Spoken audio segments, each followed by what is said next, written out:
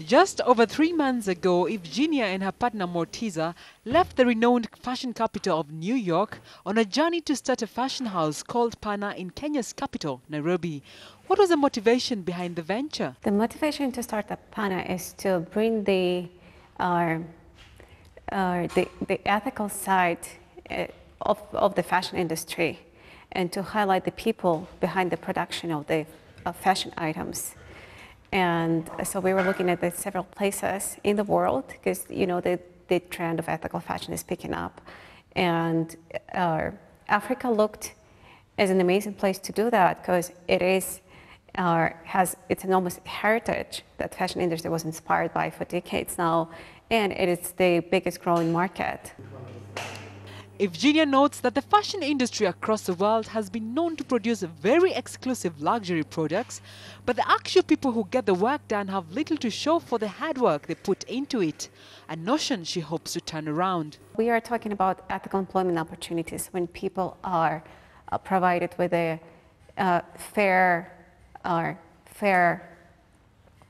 remuneration for their work, because they're doing amazing job creating these products, and unfortunately very many we know about many cases when people are not fairly treated or the working conditions are not safe.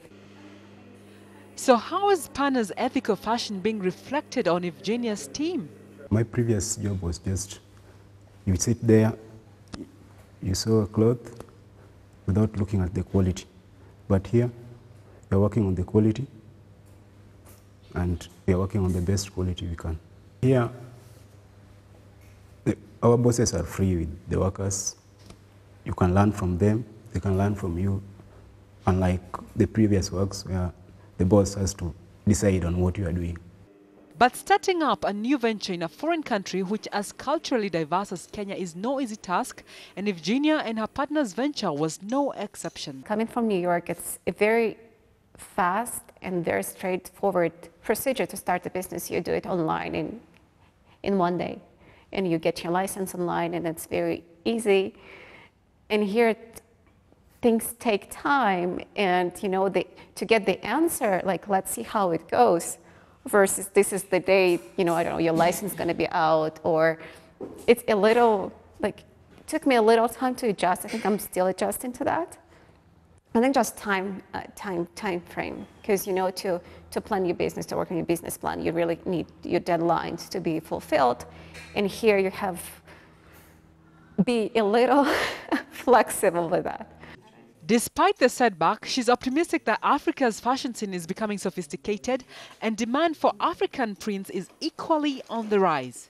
The African consumer, it's a very knowledgeable consumer, because of the knowledge, though, comes from the second-hand clothes market, but this is the stores where you can find Chanel and Vivienne Westwood and any other brands, Gucci.